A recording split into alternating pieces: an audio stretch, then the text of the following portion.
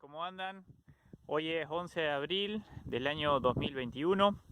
Estamos recorriendo un lote que se trilló hace pocos días de soja de primera.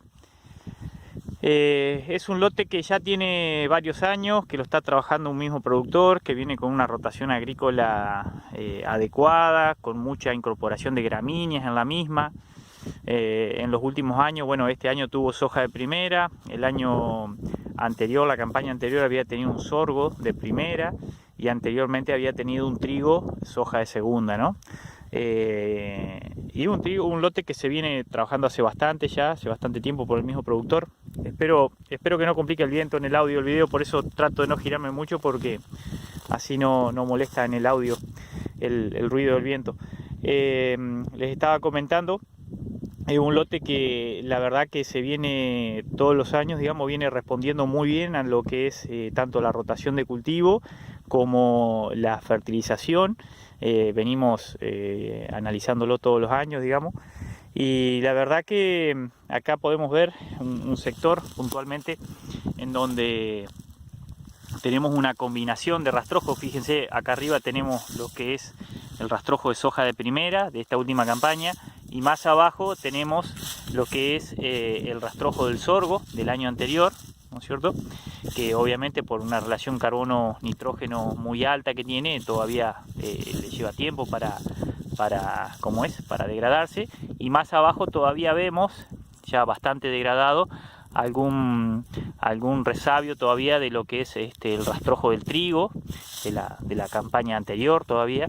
O sea que prácticamente acá tenemos tres campañas de acumulación de rastrojo, ¿no? Todo este mulching que se va juntando, ¿no? Tiene un montón de beneficios desde el punto de vista del suelo. Los principales beneficios que tenemos son básicamente que esa cobertura nos beneficia del punto de vista de la erosión hídrica, especialmente en Entre Ríos, ya que gracias a eso evitamos que la gota de lluvia rompa o desagregue la parte superficial del suelo. Entonces de esa forma quedan abiertos los poros y microporos del suelo para que la infiltración inicial del suelo sea mucho más elevada, y de esa forma se puede acumular más milímetros de lluvia en menos tiempo, ¿no? Y por consiguiente la cantidad de agua que escurre del lote va a ser menor, ¿no?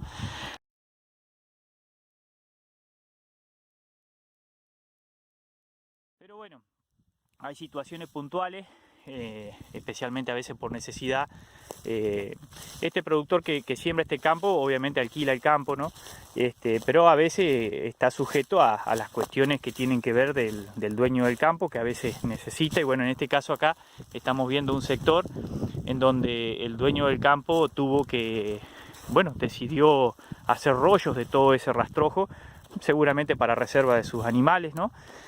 Porque es muy probable con la sequía que hubo y demás que le vaya a estar faltando alimento. Pero bueno, esto nos permite ver cómo queda el suelo desprotegido, ¿no es cierto? Fíjense cómo se ve, ya no tenemos esa capa protectora que tenía el suelo. Por consiguiente, cuando tengamos la próxima lluvia, el primer efecto que vamos a tener va a ser que la cantidad de agua que va a escurrir de este sector probablemente sea bastante más elevada a la del sector aquel en donde tenemos toda la cobertura, toda esa capa de cobertura que tenemos en el suelo. Y también eso nos va a generar mayor pérdida por erosión hídrica, ¿no es cierto? Mayor pérdida de suelo, que justamente la parte que se va a perder es de la capa como es más fértil del suelo, que son los primeros centímetros del suelo, en donde se deposita justamente toda la degradación de la materia orgánica, o sea, de los rastrojos y demás, y que después pasa a formar parte de la materia orgánica, ¿no? Entonces, siempre la parte más rica de nuestro suelo está en los primeros centímetros, ¿no es cierto? Toda esta capa que nosotros estamos viendo acá, esta parte es la más rica de todo nuestro suelo. Bueno, si nosotros no la cuidamos, el agua se la lleva, ¿está bien? Entonces, en lo que son las buenas prácticas agrícolas, mantener y proteger esa capa de esos primeros centímetros de suelo es clave para recuperar la fertilidad de nuestro suelo, ¿está bien? Entonces, muchas veces escuchamos que se critica mucho a lo que es los productores agrícolas y demás, y seguramente habrá productores que, me refiero a nivel país, que probablemente tengan muy bien recibidas esas críticas, ¿no?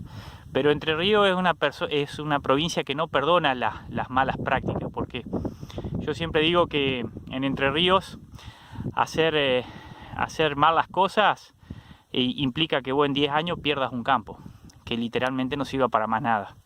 Cuando vos te vas a otras zonas de la Argentina, tal vez hacer una mala práctica, hacer monocultivo, no pensar en la cobertura del suelo y todo ese tipo de cosas, tal vez te lleve 40, 50 o 60 años hacer mierda un campo, ¿no?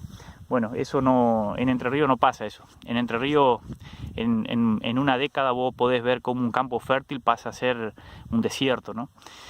Justamente por no hacer bien las cosas, ¿no? Entonces, a veces pasa que una de las cosas que todavía creo que la legislación no ha tomado conciencia en sí, ¿no? Y tampoco los dueños de campo no han tomado conciencia de la importancia que tiene hacer rotación de cultivos, planificación de lo que se va a sembrar, que no sea simplemente sembrar lo que ese año parece que va a dejar más ganancias, sino hacer un buen manejo del suelo con fertilizaciones adecuadas, para que así el campo lo puedan heredar nuestros nietos y que no solamente esté igual a cuando se lo recibió, sino que esté mejor, ¿no?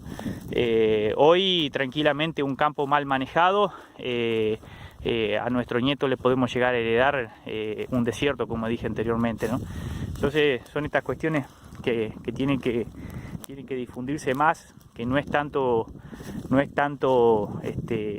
enloquecerse por ahí de querer sacar un quintal más de arrendamiento, sino que es básicamente elegir productores que trabajen en nuestro campo de una forma acorde, con buenas prácticas agrícolas y que piensen en no la cosecha inmediata, sino en el largo plazo, o sea, que piensen en ir mejorando el campo para que así al transcurso de 10, 15 o 20 años nuestro campo mejoren su rendimiento y por ende termina mejorando también el porcentaje que el productor va a recibir de esa cosecha, o sea que el dueño del campo va a recibir de esa cosecha gracias a que se van a incrementar los rendimientos, ¿no? Hoy en día el horizonte mínimo para que un productor agropecuario pueda hacer o pensar en hacer más o menos buenas prácticas agrícolas, le diría que es no menor a 4 o 5 años, digamos. Pensar en contratos de arrendamiento que sean menores a eso, realmente mi consejo es directamente no lo agarren, porque si vos hoy no podés estar planificando a un horizonte de 4 o 5 años, sinceramente es invertir en un campo que no después el dueño del campo te lo va a sacar porque apareció otro queriendo pagar medio quintal más, y eso no tiene sentido. Así que bueno, les quería dejar simplemente esta reflexión. Especialmente va dirigida a los que son dueños de campo y que lo alquilan y que lo trabajan en sociedad por ahí con otros productores, sabrán a lo que yo me refiero, y a los que no lo sepan, por favor interiorícense antes de andar mirando su campo como una caja de ahorro en donde le echo mano 1 o 2 veces al año para cambiar la camioneta o para irme de vacaciones, y que no importa cuál es el laburo que realiza el productor agropecuario sobre mi campo. Denle más importancia a eso, denle más importancia a cuál es el manejo que hacen de ese campo, para así sus nietos los puedan heredar, sus hijos y sus nietos los puedan heredar, y puedan seguir, si ellos quieren, incluso trabajándolo ellos mismos, pero no van a estar diciendo mi abuelo me hizo mierda el campo porque todos los años quería sacarle un mango más. Así que bueno, esa es la reflexión simplemente que quiero llevar.